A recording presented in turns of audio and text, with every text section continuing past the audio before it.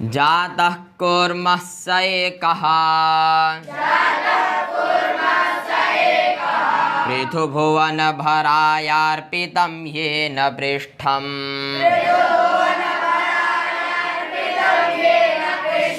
श्लाघ्यं जन्म ध्रुवस्य भ्रमति नियमितं यत्र तेजस्वी चक्रम् संजातव्यर्थपक्षाः परहितकरणेनोपरिष्टान्न चाधो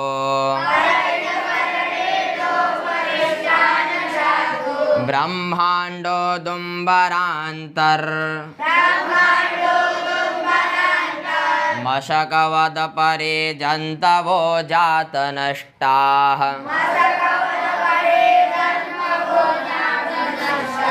इस श्लोक का छंद है श्रगधरा। कौन सा छंद है? श्रगधरा, है कि नहीं? और कौन सी पद्धति है? परोपकार पद्धति। और यह जो श्लोक है यह परोपकार पद्धति का अंतिम श्लोक है कि नहीं? अब देखिए भर्तृहरि जी क्या कह रहे हैं। कह रहे हैं सह एकः। क्या बोले? सह मतलब वह, एकः मतलब वही एक। कौन? तो बोले कूर्मः। कूर्म कहते हैं कछुए को, है कि नहीं? कूर्मा अवतार सुने हो ना, तो वही कूर्म। कूर्म अर्थात कछुआ।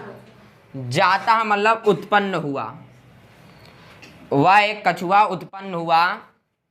येन, येन मतलब जिसने अपने पृष्ठम, पृष्ठम मतलब पीठ को क्या कर दिया? बोले अर्पितम, अर्पित कर दिया।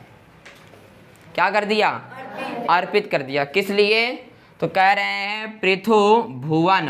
पृथु मतलब पृथ्वी रूपी भुवन के भराय, भार को सहने के लिए, है कि नहीं? ये जो पृथ्वी है ये कहाँ टिकी है? तो कछुए के ऊपर टिकी हुई है।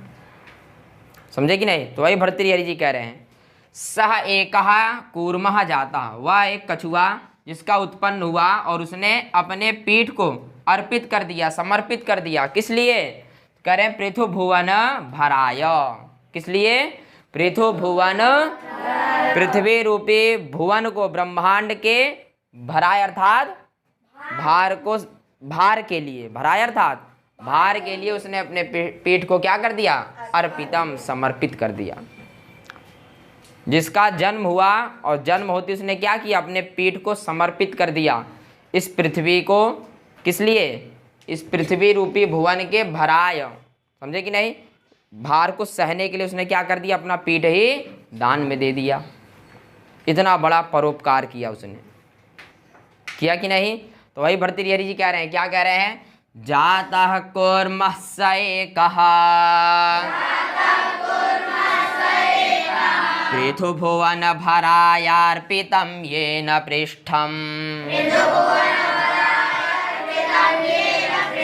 जिसने अपने पीठ को पृथ्वी रूपी भुवन, है कि नहीं? तो इसको नहीं हिलाओ। हिला दिए क्या तुम? ज़्यादा हिल गया है छोटू, फिर जो है कि नहीं? चलो ठीक है, लेकिन पीछे बैठो और पीछे हो जाओ।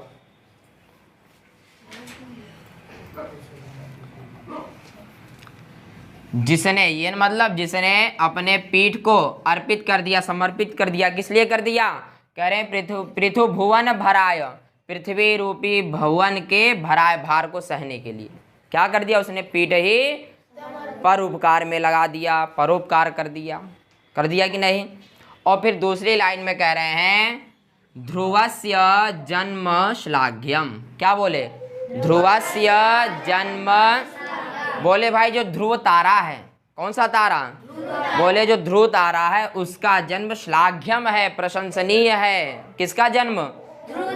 ध्रुव तारा का भर्तृहरि जी कह रहे हैं कि भाई उसका जन्म क्या है? प्रशंसा योग्य है। क्यों? क्योंकि यत्र, यत्र मतलब जहाँ तेजस्वी चक्रम, तेजस्वी अर्थात तेजस्वी, चक्रम अर्थात तारा समूह, नियमितम भ्रमति, निश्चित रूप से भ्रमण करते रहते हैं कि नहीं। ध्रुव तारा जो है सबसे श्रेष्ठ तारा है। कैसा तारा है? सबसे श्रेष्ठ तारा है कि नहीं। और ये जो तारा है ध्रुव तारा, ये सबसे ऊपर है। कहाँ है? सबसे ऊपर। और उसके बगल में ये सब तारा समूह क्या करते हैं? भ्रमण करते रहते हैं।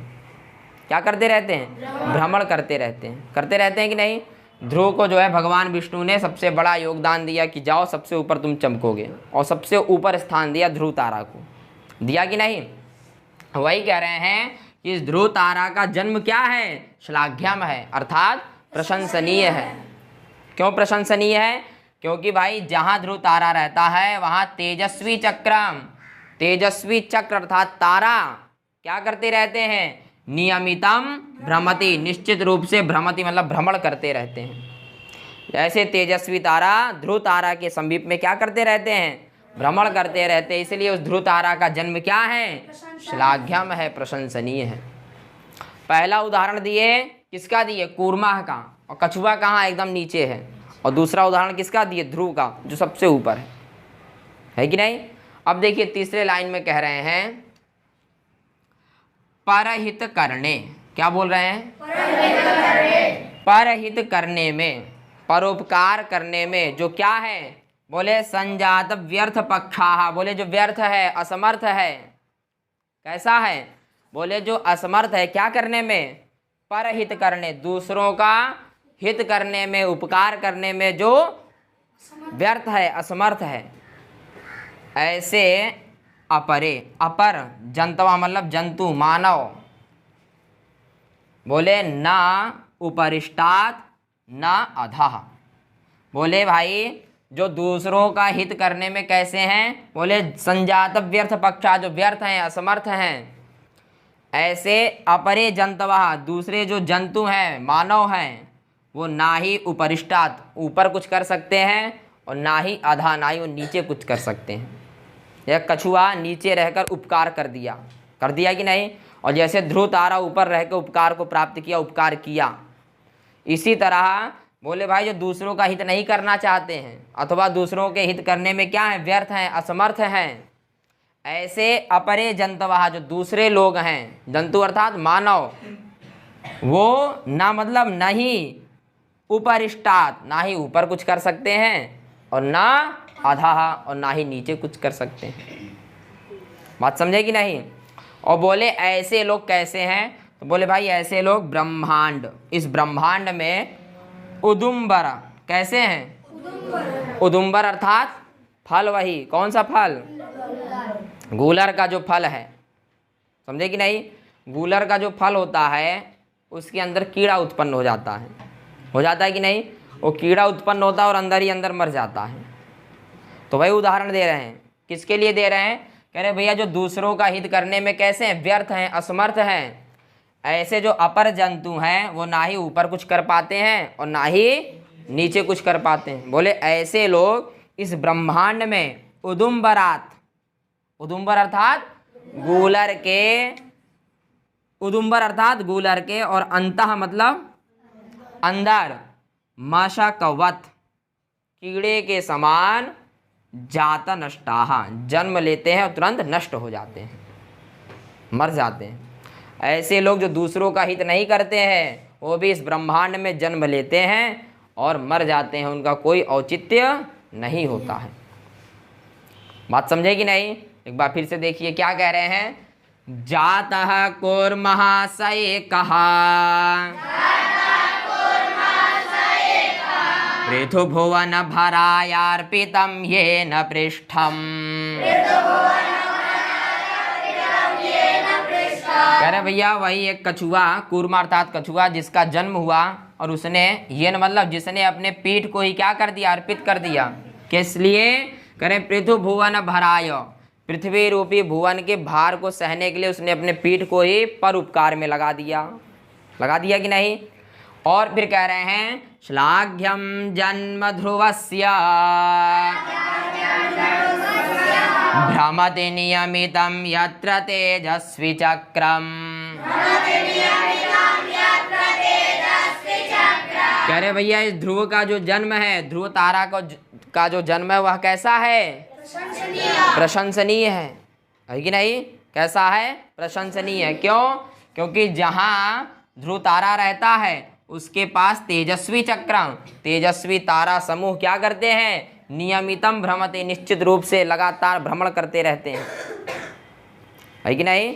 उन तारों का भी उपकार होता है, महान व्यक्ति के साथ में घूमते रहते हैं। तो जिस तरह तारा उपकार किया और जिस तरह कछुए ने उपकार किया, और ये तो उपकार वाले व्यक्ति हो गए। और तीसरी लाइन में कह रहे हैं संजात व्यर्थ पक्षाः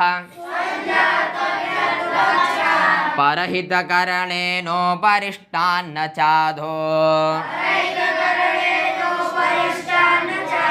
करे परहित करने, जो दूसरों के हित करने में संजात व्यर्थ पक्षाः है, अर्थात असमर्थ है, ऐसे अपरे जंतवः, जो अपर जंतु हैं, अपर मतलब दूसरे, जंतवः मतलब लोग हैं, वे उपरिष्टात् न, ऊपर भी कुछ नहीं कर सकते, और चा मतलब और, अधः न, और नीचे भी कुछ नहीं कर सकते। बोले किसके समान है ये? तो कह रहे हैं ब्रह्मांडो दुम्बरांतर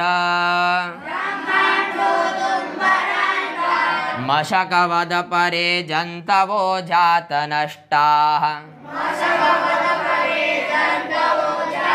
बोले भाई जो दूसरों का हित नहीं कर सकते हैं ऐसे लोग इस ब्रह्मांड में उदुम्बर, उदुम्बर अर्थात गूलर के अंतः, है कि नहीं? ये अंतः मध्य में मशकवत, मशक मतलब कीड़ा, वत मतलब समान, कीड़े के समान जात नष्टा, मर जाते हैं। इस धरती में आए और जिस तरह कीड़ा जन्म लिया गूलर के मध्य में, जन्म लेते मर जाता है, ऐसे ही जो दूसरों का हित नहीं करते हैं वो जन्म लेते हैं इस धरती पर, इस ब्रह्मांड में, और क्या होते हैं? मर जाते हैं। जैसे कीड़ा जन्म लिया और मर गया, ना अपना कुछ कर पाया न दूसरों का कुछ कर पाया। बात समझे कि नहीं? तो बात समझ में आ गया। तो यह श्लोक किस छंद में है? श्रगधरा। और किस पद्धति का श्लोक है? परोपकार पद्धति का यह अंतिम श्लोक है। तो बात समझ गए, इसलिए परोपकार करना बहुत जरूरी है, नहीं तो आप भी इस ब्रह्मांड रूपी गूलर के कीड़े के समान जन्म लोगे और मर जाओगे। बात समझ गए कि नहीं? इसलिए परोपकार करना जरूरी है। तो बस आज के लिए इतना ही।